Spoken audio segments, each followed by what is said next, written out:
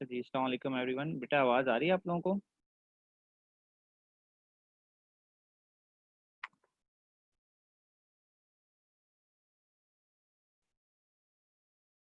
अच्छा। आयशा फारूकी बेटा, आप कौन से स्कूल से ओ लेवल में? ओ लेवल आपने कहाँ से किया था? और बहाद हुसैन में आप ही से पढ़ा था। तभी पूछ रहा हूँ, नाम देख के मुझे शिबला सलीम और आयशा फारूकी तुम दोनों एक ही क्लास में थे ना? अच्छा। जी आपकी दूसरी दोस्त मलिहा तो दूसरे ग्रुप में मेरे ख्याल से। जी, वो सेक्शन सी में। कल क्या पढ़ा था बेटा आप लोगों ने? कहाँ छोड़ा था आपने क्लास को कल? सर मैंने ये पहली क्लास ले रही हूँ। कब? कल? कल आपकी पहली क्लास थी, आज पहली क्लास है? आज है पहली क्लास। तो आपने रिजल्ट आने के बाद ज्वाइन किया है? जी ठीक है। तो जिन बच्चों की फर्स्ट क्लास है उनको मैं थोड़ा सा ब्रीफ करता चलूं कि हम जो हैं वो पहला चैप्टर पढ़ रहे हैं आपके सिलेबस का। और सिलेबस जो है वो आप इंटरनेट से डाउनलोड कर सकते हैं। 9701 आपका सिलेबस का कोड है।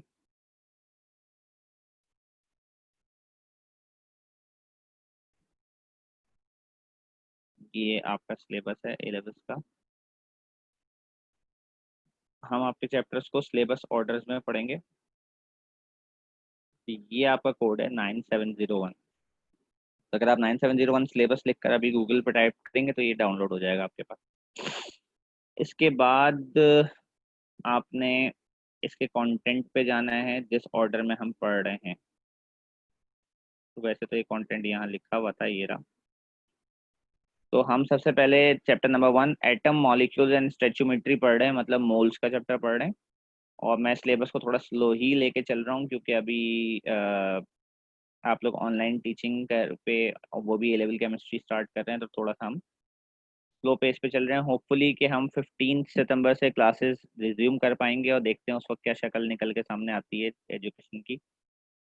तो ये जो बाकी चैप्टर हैं वो मेरी तो कोशिश ये होगी कि अगर हम इन पर्सन टीचिंग पे आ जाएं तो बेहतर होगा। आपको भी उसकी ज़्यादा आदत है, मुझे भी। बट अगर ऑनलाइन ही भी चलना पड़ा तो उस पर भी कंटिन्यू करेंगे। तो थोड़ा पेस हम जो है वो बढ़ाएंगे जब मेरी आपकी फ्रीक्वेंसी ज़्यादा अच्छी तरह से मैच हो जाएगी। आगे के चैप्टर थ्योरी बेस्ड हैं, थ्योरी में वैसी पेस थोड़ा बढ़ जाएगा।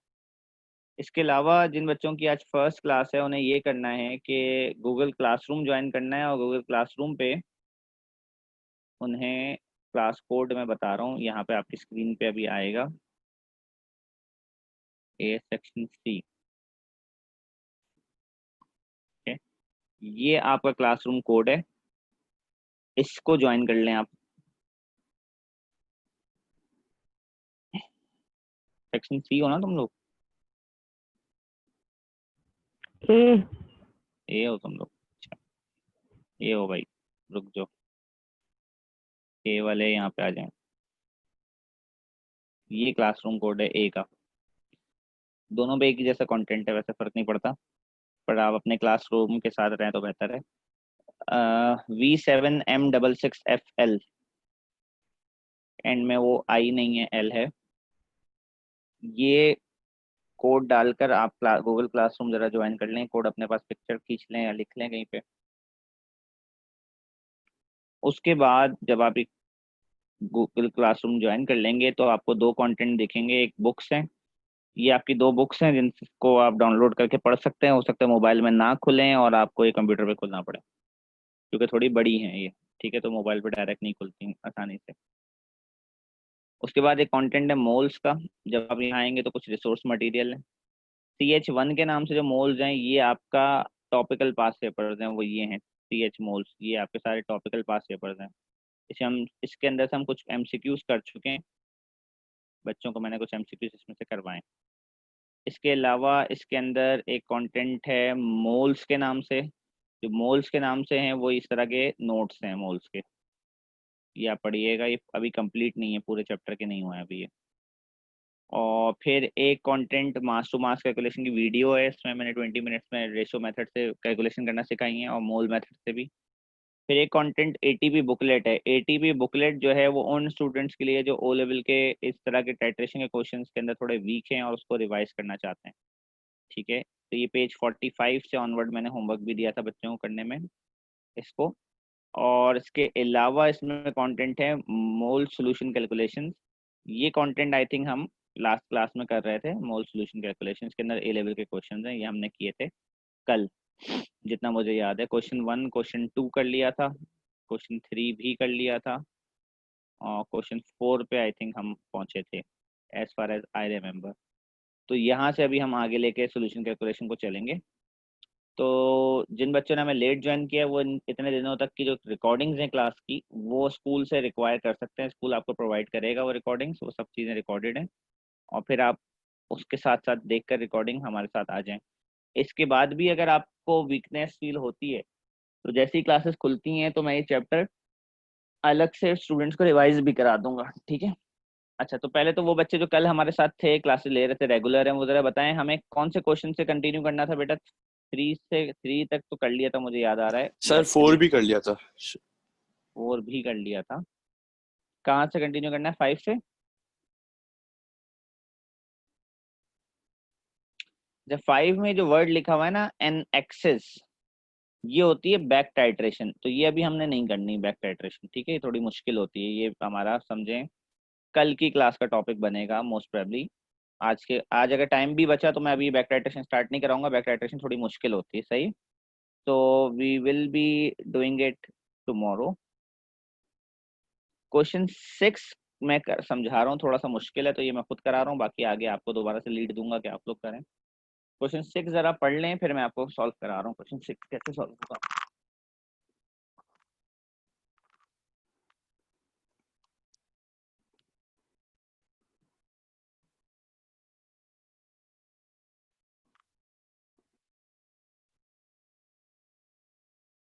क्वेश्चन 6 में इन्होंने ये किया है कि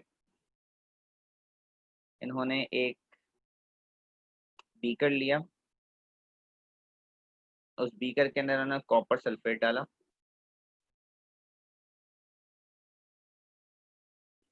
अच्छा, इनका ऑब्जेक्टिव जो है ना to find concentration of copper sulphate है, they want to find the concentration of copper sulphate. अब कॉपर सल्फेट का वॉल्यूम इन्हें पता है, कंसंट्रेशन निकालने का फॉर्मूला होता है concentration equals to moles into 1000 divided by volume. अब वॉल्यूम तो इन्हें पता है 25। अब इन्हें सिर्फ कॉपर सल्फेट के मोल नहीं पता, अगर इन्हें कॉपर सल्फेट के मोल पता चल जाए ना तो ये कंसंट्रेशन निकाल लेंगे, इनका ऑब्जेक्टिव पूरा हो जाएगा। मोल पता करने के लिए ना टाइट्रेशन करनी है, पर प्रॉब्लम ये है कि copper sulphate directly sodium thiosulphate से रिएक्ट नहीं करता है। ये सोडियम थायोसल्फेट वो सब्सटेंस है जो इन्होंने ब्यूरेट में भरना है, जिससे इन्होंने टाइट्रेशन करनी है। और कॉपर सल्फेट और उसके दरमियान डायरेक्ट रिएक्शन नहीं होता, सोडियम थायोसल्फेट Na2S2O3, ये और कॉपर सल्फेट डायरेक्ट रिएक्ट नहीं करते। तो इन्होंने बीच में मदद ली है आयोडीन से। इन्होंने क्या किया, बहुत सारा पोटेशियम आयोडाइड अंदर डाला, एक्सेस एक्सेस पोटेशियम आयोडाइड अंदर डाला, ठीक है। इससे क्या होगा, पहला वाला रिएक्शन होगा रिएक्शन नंबर 1, और उससे आयोडीन लिबरेट होगी। अगर आप आगे टॉपिक पढ़ें तो लिखा हुआ है an excess of potassium iodide solution was added to 25 cm³ of copper to sulfate solution and the iodine liberated was titrated with standard sodium thiosulfate solution। इससे जो आयोडीन बनी, ऑब्वियसली इससे क्या होगा, इस बीकर के अंदर बहुत सारी आयोडीन बन जाएगी, ठीक है। अच्छा, आयोडीन और कॉपर सल्फेट में रेशियो 2:1 है, यानी कि अगर ऊपर कॉपर सल्फेट 100 है, ऐसी वैल्यू समझाने के लिए बात कर रहा हूँ, तो आयोडीन 50 बनी होगी। इस तरह का रेशियो है, कॉपर सल्फेट 100 है तो आयोडीन 50 बनी होगी।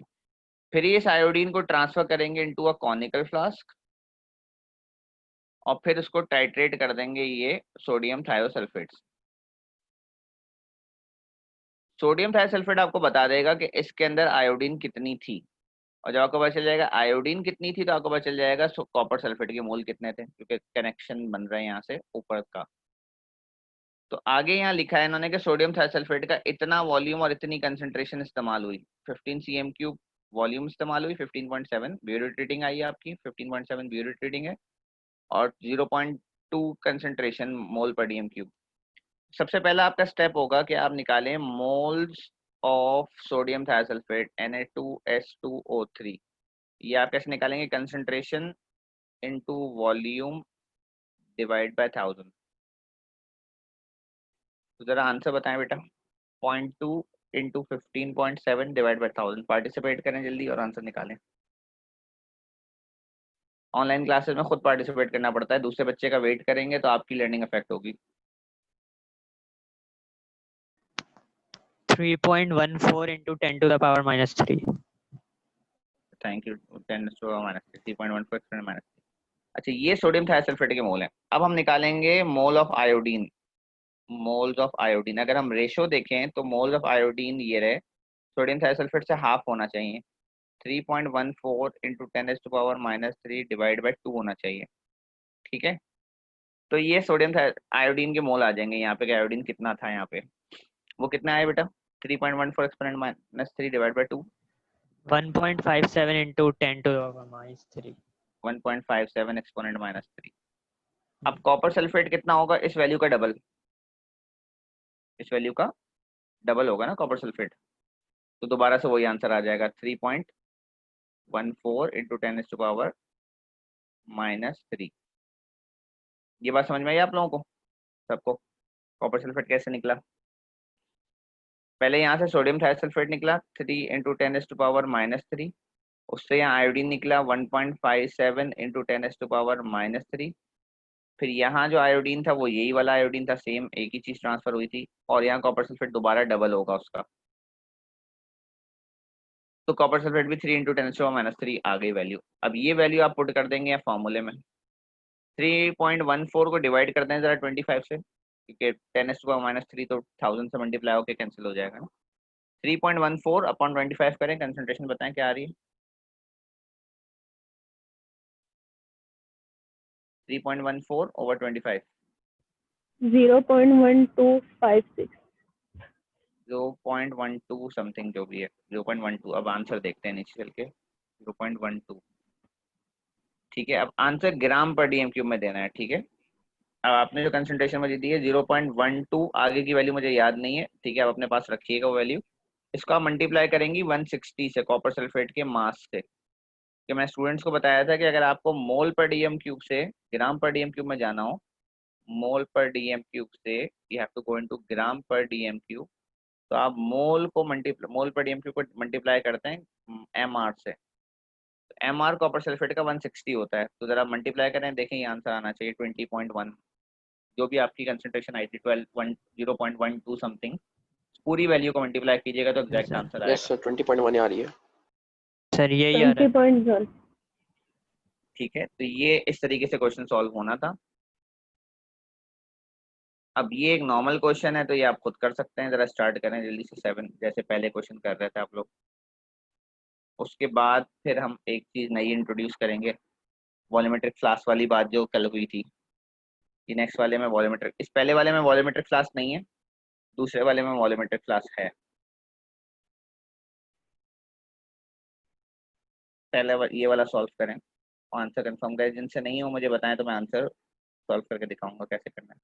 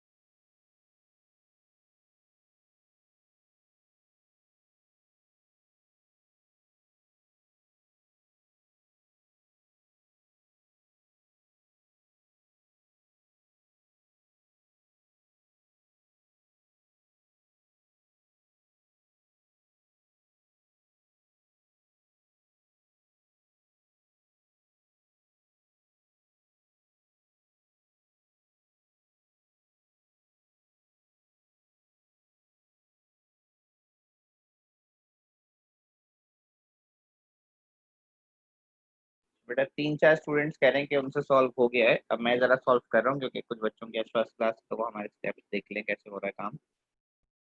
जब आप क्वेश्चन पढ़ते हैं और आपको ये वर्ड नजर नहीं आता, 250 नजर नहीं आता है क्वेश्चन में, तो आप समझ जाते हैं कि इसके अंदर वॉल्यूमेट्रिक फ्लास्क इन्वॉल्व नहीं है, सिंपली ब्यूरेट और कॉनिकल फ्लास्क दो चीजें इन्वॉल्व हैं। अब आपको डिसाइड करना पड़ता है ब्यूरेट में क्या भरा हुआ था और कॉनिकल फ्लास्क में क्या था। जिसका वॉल्यूम 25 cm क्यूब दिया होगा वो भाई साहब जो है ना वो कॉनिकल फ्लास्क में होंगे। तो ये सोडियम कार्बोनेट जो है वो Na2CO3 ये कॉनिकल फ्लास्क में, दूसरी चीज जो है ना वो आपकी ब्यूरेट में होगी।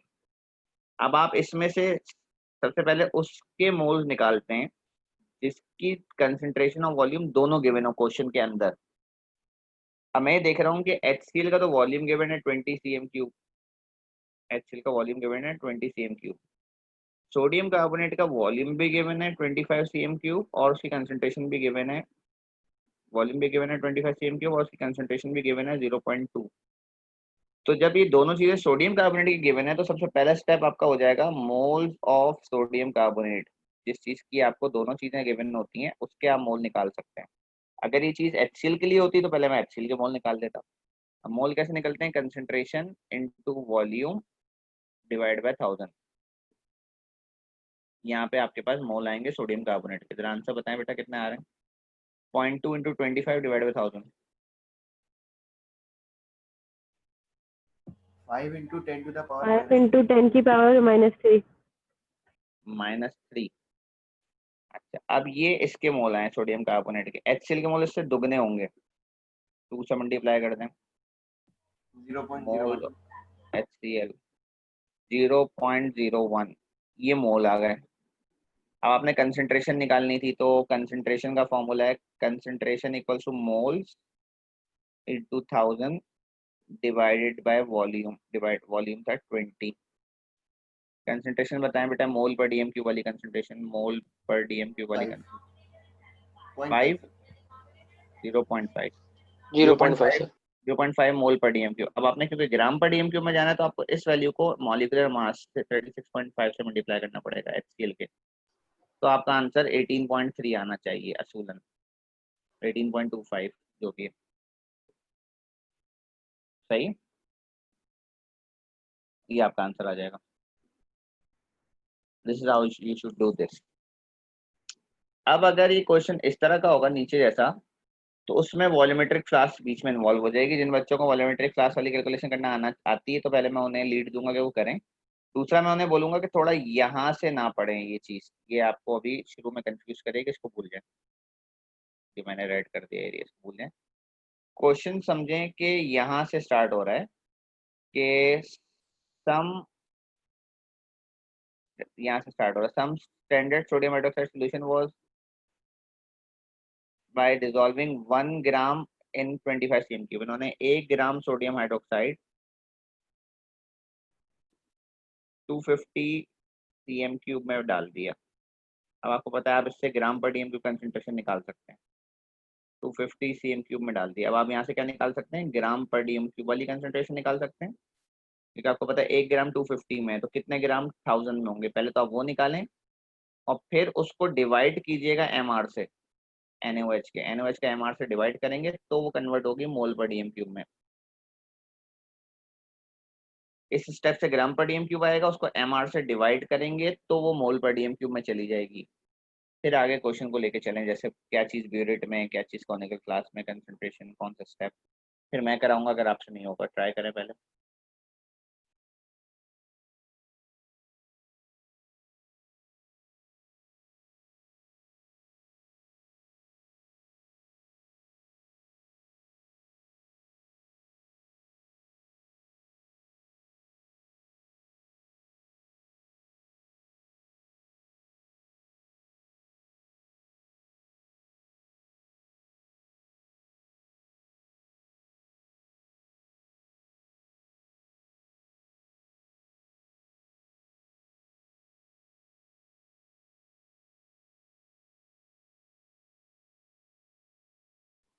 तो बेटा एक बात ये कि आपका आंसर जो है ना वो 0.0532 नहीं आएगा, ठीक है, क्योंकि जो मैंने एरिया कट किया है ना उसके अंदर एक और इन्फॉर्मेशन है। तो आपका आंसर 0.0532 आएगा, 0.0532, 0.532 नहीं आएगा, बीच में आपका जीरो आएगा। वैल्यूज यही होंगी 532 पर पहले 0.0532 आना चाहिए आपका आंसर। जब वो आंसर आ जाए तो मुझे बताइएगा, जिसका नहीं आ रहा होगा उसको फिर मैं प्रोसेस करवा रहा हूँ।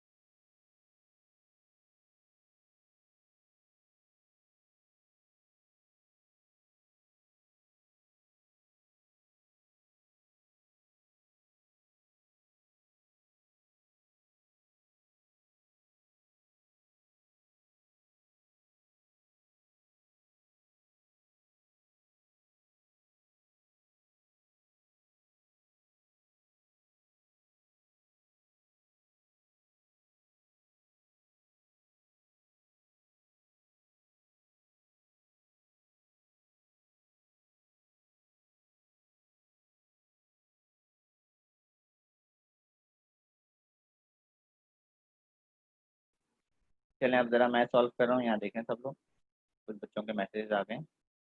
सबसे पहले ये होता है कि बेटा अगर आप ऊपर वाला क्वेश्चन देखें ना और इसको कंपेयर करें नीचे वाले क्वेश्चन से, तो ऊपर वाले क्वेश्चन के अंदर एक तो 250 का वॉल्यूम का कोई जिक्र नहीं है, ठीक है, ये वाला।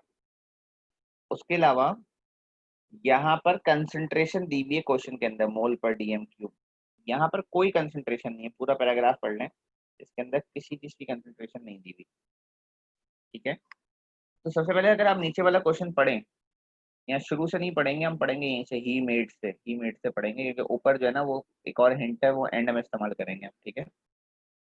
वो कहेंगे इन्होंने क्या किया कि 1 ग्राम सोडियम हाइड्रोक्साइड लिया और इसको एक वॉल्यूमेट्रिक फ्लास्क में डाल दिया, और वॉल्यूमेट्रिक फ्लास्क का वॉल्यूम होता है 250 cm3। उसके बाद इन्होंने 25 cm3 इसमें से निकाला, इसमें से 25 cm3 निकाला, उसको कॉनिकल फ्लास्क में डाल दिया, ठीक है भाई, चलो यहाँ तक भी सही है।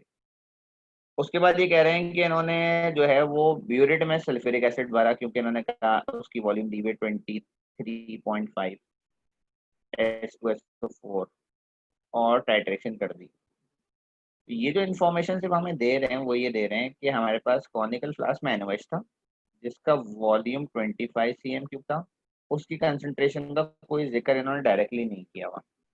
H2SO4 ब्यूरेट में है, उसका वॉल्यूम इन्होंने ब्यूरेट रेटिंग 23.5 बता दी, इसकी भी कंसंट्रेशन इन्होंने हमें कोई वैल्यू प्रोवाइडेड नहीं है। इनफैक्ट क्वेश्चन के अंदर हमें सल्फ्यूरिक एसिड की कंसंट्रेशन तो फाइंड करनी है, तो हमें ये उम्मीद लगाना भी नहीं चाहिए कि वो हमें सल्फ्यूरिक एसिड की कंसंट्रेशन देगा, वो तो आपने निकालनी है। अब क्वेश्चन सॉल्व ही नहीं हो सकता जब तक आपके पास NaOH की कंसंट्रेशन ना हो। तो जैसे ऊपर मैंने आपको बताया था कि सबसे पहले आप उस चीज के मोल निकालेंगे जिसकी कंसंट्रेशन आपके पास हो, तो आप निकालेंगे मोल्स ऑफ NaOH। असूलन यहाँ कंसंट्रेशन होना चाहिए, तब जाके आप, क्योंकि सवाल तो H2SO4 के ऊपर है ना, ठीक है। एक सेकंड होल्ड कीजिएगा जरा।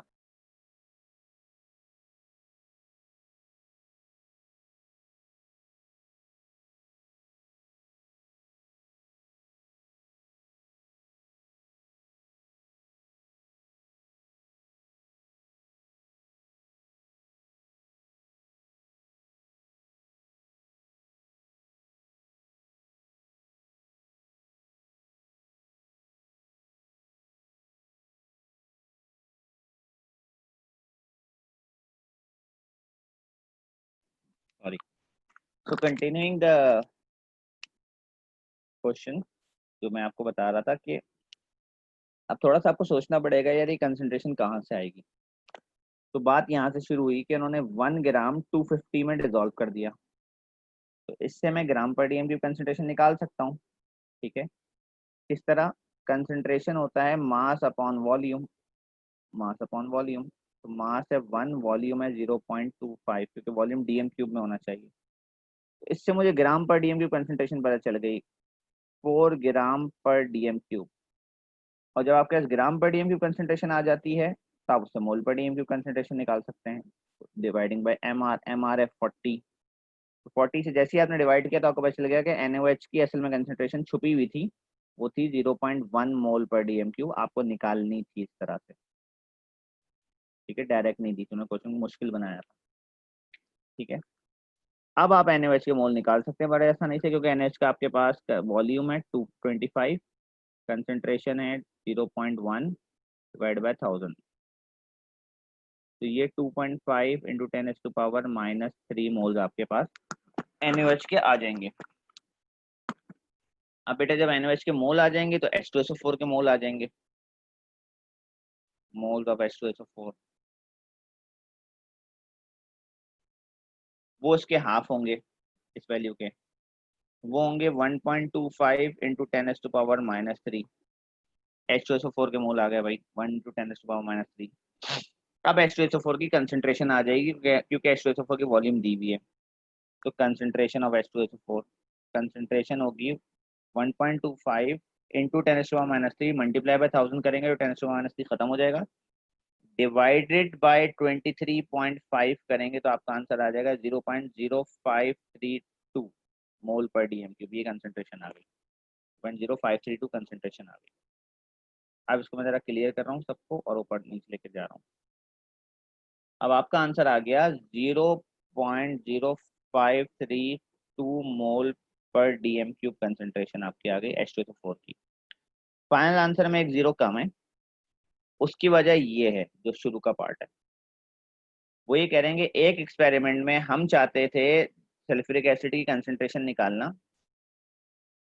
उसके लिए उन्होंने क्या किया है कि उसके अंदर 10 टाइम्स डाइल्यूट कर दिया है उसको। डाइल्यूटेड सल्फ्यूरिक एसिड आपको मिल रहा है वो ओरिजिनल से 10 गुना कम है। एक है ओरिजिनल और एक है डाइल्यूटेड। आपने क्वेश्चन के अंदर डाइल्यूटेड पे काम किया और इनमें रेशियो 1:10 है। ठीक है, 10 गुना डाइल्यूटेड, 10 गुना पानी मिला हुआ इसमें। तो कह रहे हैं ओरिजिनल की कंसंट्रेशन क्या होगी, कंसंट्रेशन आपने ओरिजिनल की निकालनी है, तो अपने आंसर को आपको 10 से मल्टीप्लाई करना पड़ेगा, जिसकी वजह से एक जीरो कम हो रहा है यहाँ पे। तो मजीद एक चीज और डिफिकल्ट की हुई थी इन्होंने, एक तो इन्होंने इसके अंदर कंसंट्रेशन हिडन की हुई थी। इतनी मेहनत से बच्चा कंसंट्रेशन निकालने के लिए अगर आंसर निकाल भी ले तो वो एक जीरो के पीछे गोल घूमता रहेगा कि ऐसा क्यों है, तो उसकी वजह ये वाला 10 है, ये जो इन्होंने यहाँ हिंट में 10 दिया हुआ है। मैं एक साथ सब चीजें कंफ्यूज नहीं करना चाह रहा था, तो पहले मैं स्टेप बाय स्टेप आपको समझाया है, फिर मैं इस पे लेकर आया हूँ।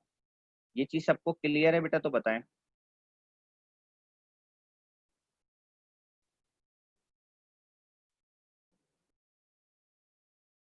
H2SO4 के मोल्स आपके आ गए थे, उसके बाद आपने H2SO4 की कंसंट्रेशन निकाली ना बेटा।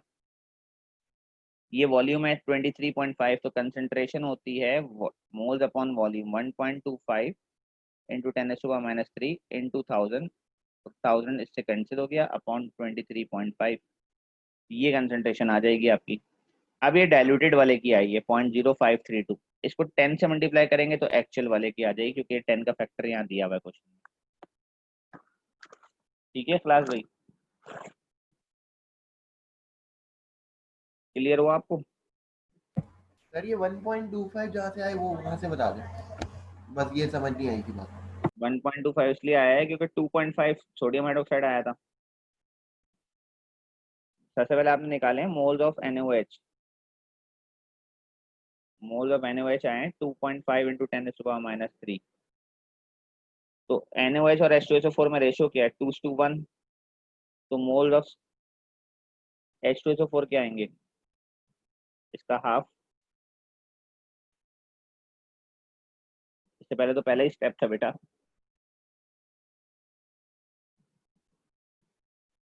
जी सर आ गया समझ में, ठीक है।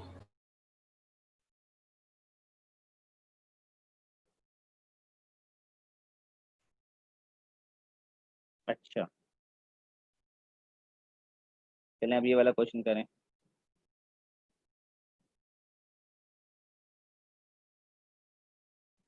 इसमें कॉनिकल फ्लास्क नहीं है, ठीक है, वो वॉल्यूमेट्रिक फ्लास्क नहीं है।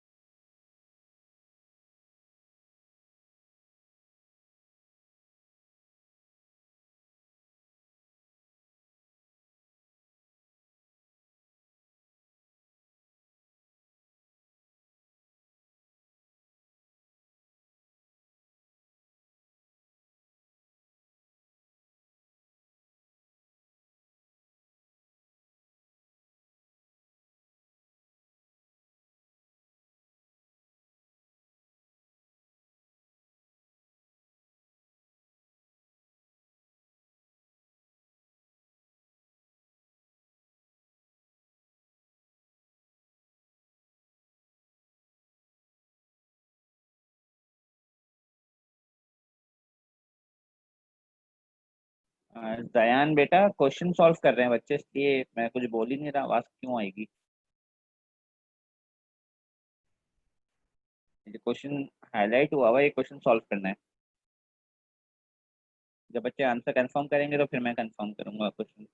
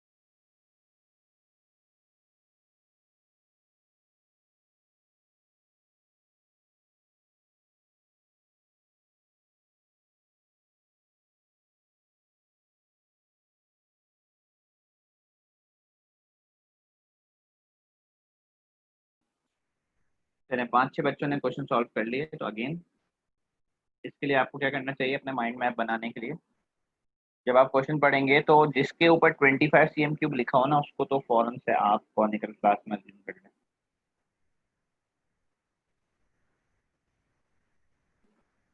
तो आयोडीन बाई जो है ना वो कॉनिकल क्लास, उनका वॉल्यूम दिया हुआ है 25 cm क्यूब। इसकी कंसंट्रेशन हमें निकालनी है, तो हम एक्सपेक्ट नहीं करें, तो इसके मोल पहले नहीं निकलेंगे, ये बात तो डन होगी, इसके मोल बाद में निकलेंगे। फिर हम एक ब्यूरेट भरेंगे। ब्यूरेट में आपके पास सोडियम थाइसल्फेट है Na2S2O3। इसका ब्यूरेट का वॉल्यूम इन्होंने दिया हुआ है 18.8 cm क्यूब, और क्योंकि क्वेश्चन आसान बनाया एग्जामिनर ने तो उसने इसकी कंसंट्रेशन दे दी है 0.1 मोल पर डीएम। अनलाइक प्रीवियसली जिसमें अपने कंसंट्रेशन निकालनी थी खुद से, उसने मास दिया था, तो ये आसान है। इसका पहला स्टेप होगा मोल्स ऑफ सोडियम थाइसल्फेट Na2S2O3, वो निकलेंगे 0.1 इंटू 18.8 डिवाइड बाई 1000 से। आंसर बताएं बेटा जरा कितना आया आपका 18.8 into 0.1 divided by 1000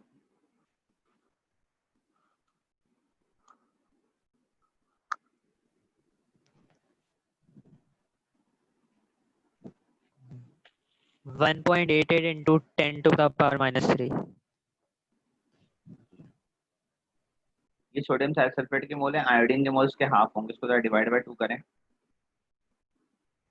mole of iodine 1.88 का हाफ, क्या आंसर आया 9.4 into 10 power minus 4. -4 आयोडीन के मोल आ गए। अब कंसंट्रेशन निकाल लें आप। कंसंट्रेशन होती है moles 9.4 into 10⁻⁴ into 1000 divide by volume. Volume 25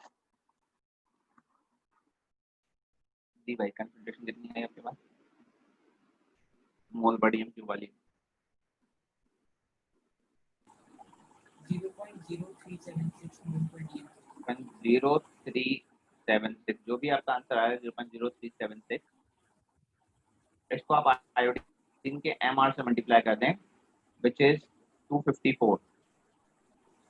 iodine होता है 254 एमआर, तो आपका आंसर आना चाहिए 9.55 ग्राम पर डीएमक्यू। ठीक है, ये आपका क्वेश्चन सॉल्व हो जाएगा।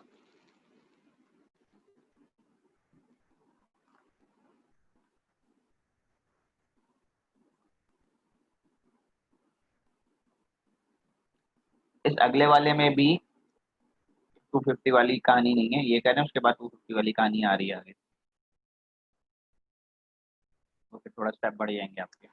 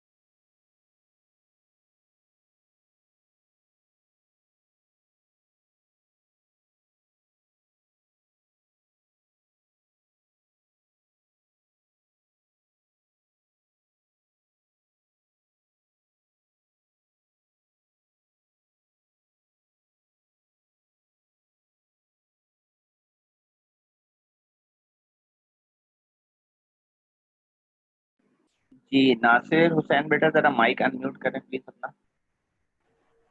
जी सर। आपकी फर्स्ट क्लास है? No sir. अच्छा, ये बताएं क्वेश्चन पढ़ के कि इसमें कौन सी चीज कॉनिकल फ्लास्क में है? सर सर कॉनिकल फ्लास्क में सर यहाँ पर H2O2 है। उसका कितना वॉल्यूम है? Sir 25 centimetre cube. उसकी कंसंट्रेशन दी हुई है? No sir. वो निकालनी है आपने, राइट? इसके मोल तो पहले नहीं निकलेंगे ना, इसके मोल दूसरे नंबर पे निकलेंगे। Mole of H2O2 second number पे आएंगे। ब्यूरेट में क्या आपके पास? सर ब्यूरेट में हमारे पास एसिड है। ब्यूरेट में आपके पास KMnO4 है। एसिड कहाँ लिखा हुआ है भाई? सर ये सल्फ्यूरिक एसिड का क्या काम है? पोटेशियम डाइक्रोमेट जो होता है ना, एसिडिफाइड पोटेशियम डाइक्रोमेट होता है, एसिड के साथ मिलकर रिएक्ट करता है। वॉज एसिडिफाइड लिखा हुआ है ना, वॉज एसिडिफाइड। ओ लेवल में भी आपने पढ़ा होगा इसका नाम, एसिडिफाइड पोटेशियम डाइक्रोमेट या एसिडिफाइड पोटेशियम परमैंगनेट होता है। एसिड के साथ मिलकर काम करता है, एसिड के साथ मिलकर ये काम करते हैं, दोनों मिलकर काम करते हैं। KMnO4 से रिएक्शन हो रहा है मेनली। अच्छा, अब आप ये बताएं KMnO4 का वॉल्यूम दिया हुआ है आपको? सर KMnO4 का सर दिया हुआ है कितना? 28.1 सेंटीमीटर क्यूब। और उसकी कंसंट्रेशन कितनी दी हुई है? सर 0.02 मोल पर डीएम क्यूब। बस सबसे पहले आप इसके मोल निकालेंगे। Mole of KMnO4 concentration 0.02 into volume 28.1 divide by 1000। बताएं बेटा मोल कितना है?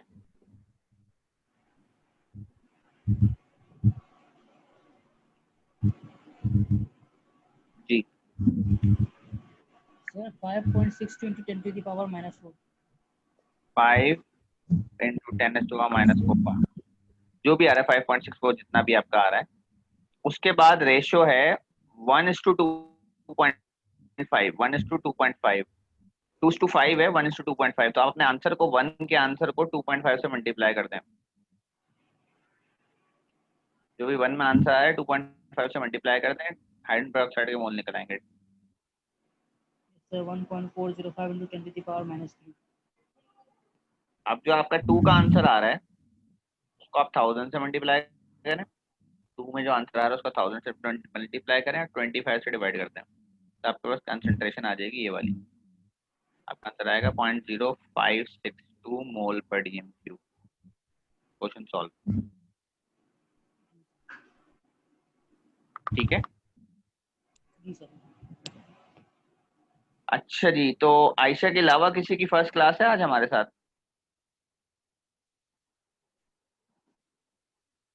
Anyone else?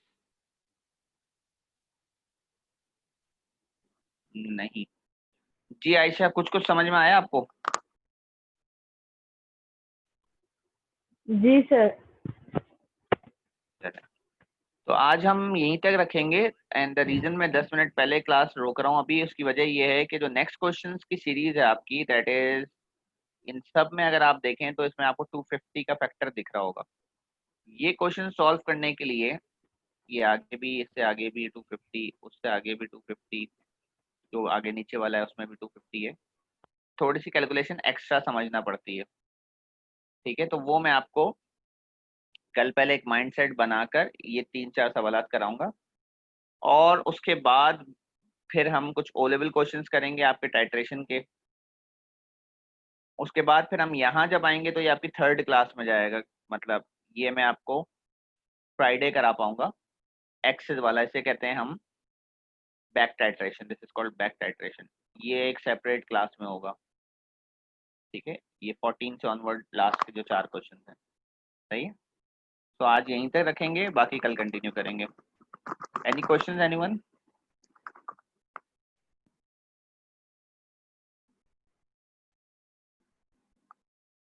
आई थिंक कोई क्वेश्चन नहीं है। सर जी जी, सर क्वेश्चन नंबर 8 का उसमें था। Question number 8।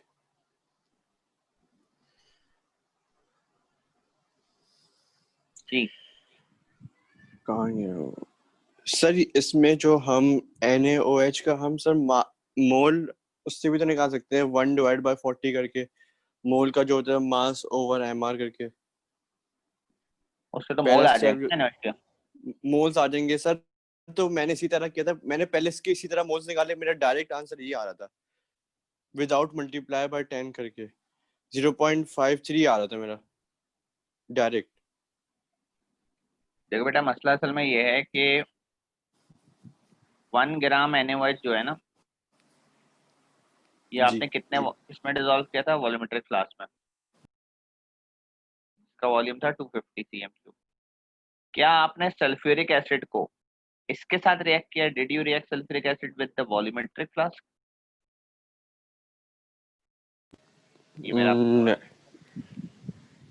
तो नहीं। आपने जो यहाँ 1/40 किया ना, तो आपका जी आंसर सर। आया 0.4 मोल। जी अब आपने उससे सल्फ्यूरिक एसिड के मोल निकाल दिए 0.2 मोल, क्योंकि मोल रेशो 2:1 है, और आप यहाँ जी से सॉल्व करके चले गए। ये बात देखे अच्छा बगैर कि सल्फ्यूरिक एसिड ने इससे रिएक्ट नहीं किया है। इन्होंने इसमें से निकाला 25 cm³ into the volumetric flask. सही ठीक है भाई। जिसके अंदर सही। ऑब्वियसली अगर यहाँ 0.4 मोल है तो यहाँ तो 0.04 मोल गया होगा, क्योंकि 1/10 है ना। अच्छा समझ गया। और इसके साथ सल्फ्यूरिक एसिड ने रिएक्ट किया, तो अगर ये सही 0.04 में मोल है तो सल्फ्यूरिक एसिड तो 0.02 मोल आया होगा। अब हम्म, जब आप इससे कंसंट्रेशन निकालेंगे तो आपका एक जीरो ऐड हो जाएगा, जो आपका आंसर आ रहा है। और उस जीरो को सही है। खत्म करने के लिए आपको दोबारा मल्टीप्लाई बाय 10 करना पड़ेगा। ये गलत नहीं है कि स, आपने शुरू में उसको मोल में कन्वर्ट कर दिया, एक ही बात है। आप मास अच्छा से करने के बाद MR उसमें कन्वर्ट करें या मोल निकाल कर करें, एक ही बात है। बट आप यहाँ नहीं कर सकते थे, ये काम आपको यूं ही करना था। ठीक है सर समझिए। सर ये क्वेश्चन फिर से प्रैक्टिस करने होंगे तो कहाँ मिलेंगे? ये बेटा क्वेश्चन सिर्फ यही मिलेंगे, इतने ज्यादा क्वेश्चन है नहीं प्रैक्टिस के लिए। बाकी ये आपको बहुत सारे क्वेश्चन मिलेंगे पेपर 3 में, जो आपके सर प्रैक्टिकल करा रहे होंगे ना, वहाँ ये भरे भरे हुए हैं। जी हर साल 12 पेपर आते हैं, 6 वेरिएंट आते हैं इसके ना। आपके पास तो 2 वेरिएंट आते हैं पाकिस्तान में, 33 34। वैसे 31 से लेके 36 तक वेरिएंट आते हैं। हर पेपर में कम से कम एक सवाल होता है। तो 6 सवाल इसके जून में आते हैं, 6 सवाल इसके अक्टूबर नवंबर में आते हैं। तो 12 सवाल एक साल में आते हैं, और पिछले 20 साल से आ रहे हैं। तो अगर आपको इसकी बहुत सारे क्वेश्चन चाहिए तो आपको प्रैक्टिकल में मिलेंगे। इस तरीके से आपको यहाँ जाना पड़ेगा, कोई भी आप। अच्छा, और सर यही वाले अगर कर लें 1 से 8 तक वो तो क्लासरूम पे ठीक है, होंगे ये वाले? ये तो सफिशिएंट है। बट अगर आप जैसे पूछ रहे हैं तो आप ये पेपर्स डाउनलोड करें। ये पेपर डाउनलोड करने का, जैसे कि मैंने ये 2017 का लेटेस्ट पेपर खोल लिया, 2017 का। अब ये जो प्रैक्टिकल पेपर है, इसमें ये रहे मोल्स के सवाल सारे। अब सही है इसमें सर। मसला ये होता है कि इसमें जो है ना, ये रीडिंग्स नहीं होती। जैसे इसने ब्यूरेट रीडिंग दे दी ना आपको क्वेश्चन के अंदर। अभी क्वेश्चन है, अब इसमें उसने लिख कर दे दिया 23.5 सल्फ्यूरिक एसिड इस्तेमाल हुआ। प्रैक्टिकल क्वेश्चन में ये 23.5 लिखा हुआ नहीं होगा। ये प्रैक्टिकल क्वेश्चन में इन्होंने लिखा हुआ, मेथड में लिखा हुआ, फिल अ ब्यूरेट। ब्यूरेट को फिल करें और फिर रीडिंग निकालें। ये जो रिक्वायर्ड ये वॉल्यूम है ना, ये मिसिंग है। इसके लिए आपको जाना पड़ता है लैब में, और लैब में परफॉर्म करना पड़ता है, तो रीडिंग आती है। यहाँ ये लिख कर दी हुई है इन्होंने रीडिंग। ओ लेवल में क्या होता था? ओ लेवल में ये टेबल दे देते थे यूं करके, इसको प्रोसेस करके आप ये रीडिंग निकाल लेते थे। तो लैब में ये काम आप करेंगे 3 दफा। First titration, second titration, third titration आप करेंगे। ये टेबल जो यहाँ बना हुआ है, ये वाला टेबल ये कह रहे हैं यहाँ बनाओ, इस खाली जगह में। ये खाली जगह में टेबल बनाएंगे आप, और ब्यूरेट आपके सामने होंगी। आप परफॉर्म करके ये जो ओ लेवल में काम हुआ था आपका, ये वाला इधर रिकॉर्ड करेंगे, और फिर ये जो एवरेज है, ये रीडिंग जो यहाँ आ रही है, वो यहाँ आपने यहाँ फिल करनी है। जब ये आ जाती है तो फिर आगे क्वेश्चन उसी फॉर्मेट का हो जाता है जो कि इसके ऊपर आया हुआ ये रहा। फिर क्वेश्चन ये बन गया। फर्ज करें आपका आंसर 23.5 भी आता है, फर्ज करें ऐसे 23.5 आता है, तो सबसे पहले आप मोल्स निकालेंगे MnO4 के। ये वही क्वेश्चन है ना बेटा, देखें इत्तेफाक से ये वही क्वेश्चन खुल गया जो अभी आपने किया है लास्ट टाइम। ये किया ना आपने, H2O2 और MnO4, ये किया ना आपने क्वेश्चन। सर स्क्रीन शेयर नहीं हो रही। अरे भाई इतनी देर से मैं मेहनत कर रहा हूँ, तू अब बता रहा है। यहाँ देख, ये CI प्रैक्टिकल पेपर है 2017 का, ये लिखा हुआ है 2017। इस केस पेपर को प्रैक्टिकल क्वेश्चन के ऊपर मैं गया, ये इक्वेशन देख लें, MnO4 और H2O2 की इक्वेशन है, ये यही वाला क्वेश्चन है, ठीक है। इसमें इन्होंने जी बताया हुआ है कि KMnO4 28.1 इस्तेमाल हुआ, KMnO4 क्वेश्चन में बताया हुआ है, प्रैक्टिकल में ये नहीं बताया हुआ होगा। प्रैक्टिकल में आपको ये लिखा हुआ है, मेथड लिखा हुआ है, ब्यूरिड भरें Fa3 से, Fa3 मतलब KMnO4 को ब्यूरिड में डालें, 25 cm³ Fa1 मतलब हाइड्रोजन पेरोक्साइड को कॉनिकल फ्लास्क में डालें और टाइट्रेशन शुरू करें। यहाँ आपको एक टेबल बनाना है, यहाँ जो आपने टेबल बनाना है वो ये वाला टेबल है, ये वाला टेबल जो ओ लेवल में ये वाला टेबल होता था, ये टेबल बनेगा। इसी तरह ये नंबरिंग आएगी 1 2 3, final reading, initial reading, volume of KMnO4 या तो H2SO4 HCl लिखा हुआ है, KMnO4 का नाम आएगा, जो चीज ब्यूरेट में होती है उसका नाम आता है, और बेस्ट टाइट्रेशन। उसके बाद ये जो पिक्चर बनी हुई है, पिक्चर नहीं होंगे, आप टाइट्रेशन करेंगे खुद से, वहां रोकेंगे, वो आपको सर करना सिखाएंगे जहाँ कलर चेंज आएगा। फिर आप ये 3 रीडिंग निकालने के बाद, इस तरह यहाँ एवरेज निकालते थे, इस तरह आप यहाँ पर एक एवरेज निकालेंगे, वो आप यहाँ लिखेंगे ब्लैंक में। प्रैक्टिकल में और थ्योरी में फर्क ये होता है कि थ्योरी के अंदर ये ब्लैंक फिल हुआ हुआ है, 28.1 जो दिया हुआ ना cm³, ये इतनी मेहनत हुई भी है, आपको दे दिया उन्होंने कि 28.1 ब्यूरेट रीडिंग आई। तो अगर फर्ज करें कि आप अज्यूम कर लें 28.1 रीडिंग है यहाँ पे, तो आगे के कैलकुलेशन वही है ना। आपने सबसे पहले इस क्वेश्चन में किसके मोल्स निकाले थे, ये क्वेश्चन सॉल्व करते हुए अभी H2O2 वाला?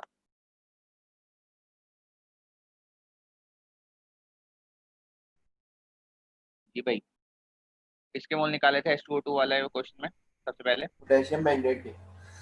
वही आपसे यहाँ निकलवा रहा है, ये देखें क्या कह रहा है पार्ट 1 में, कैलकुलेशन पार्ट 1 में क्या कह रहा है, calculate number of moles of potassium पर मैग्नेट। वो आप क्यों निकाल लेंगे, क्योंकि आपके पास वॉल्यूम आ गई और कंसंट्रेशन इसने क्वेश्चन में ऊपर दी हुई है, ये पढ़ लें, Fa3 की कंसंट्रेशन दी हुई है 0.03। उसी तरह आप यहाँ पे मोल निकालेंगे। उसके मोल के बाद आपने यहाँ किसके मोल निकाले थे फिर भाई, सेकंड स्टेप में किसके मोल निकाले थे आपने यहाँ? हाइड्रोजन पेरोक्साइड के, वही आपको यहाँ निकालने कह रहा है, हाइड्रोजन पेरोक्साइड के मोल। हाइड्रोजन पेरोक्साइड के मोल के बाद आपने यहाँ किसकी कंसंट्रेशन निकाली थी, हाइड्रोजन पेरोक्साइड की कंसंट्रेशन निकाली थी, वही आपको यहाँ पे हाइड्रोजन पेरोक्साइड की कंसंट्रेशन निकालने का, क्वेश्चन सॉल्व हो गया। तो अगर आप इस तरह के क्वेश्चन करना चाह रहे हैं तो आपको लैब में करने को मिलेंगे, पर वहाँ ख्वारी सिंपली ये होगी कि आपको ये पहले परफॉर्म करके रीडिंग निकालना पड़ेगी, आगे कहानी वही है। तो हर साल इसके 12 सवाल आते हैं और 20 साल से आ रहे हैं, तो ये तो बहुत सारे सवाल आपके पास लैब में पड़े हुए हैं। लैब में जाकर ये जो ये ख्वारी है ना, ये 1 घंटा लगता है रीडिंग निकालने में, बच्चों को आधा घंटा 1 घंटा लगता है शुरू शुरू में। और थ्योरी पेपर में ये आसानी से लिखी हुई 28.1 जो लिखी हुई है ना, ये लैब में आधे घंटे में हासिल होती है जाके, ये रीडिंग है क्या। अभी जब आप लैब में जाएंगे तो परफॉर्म करवाएंगे आपको, तो आपको 3 दफ़ा परफॉर्म करना पड़ेगा। अब उसमें जैसे कहते हैं ब्यूरेट को भरना, उसको फिर दोबारा धोना खाली करके, फिर दोबारा भरना, इन सब में टाइम लगता है, टाइट्रेशन करना, एक एक ड्रॉप गिरा के वेट करना, दैट टेक्स टाइम। प्रोसेस समझ में आ गया सबको कैसे हो रहा है काम? तो अब इंशाल्लाह कल कंटिन्यू करेंगे। अल्लाह हाफिज़।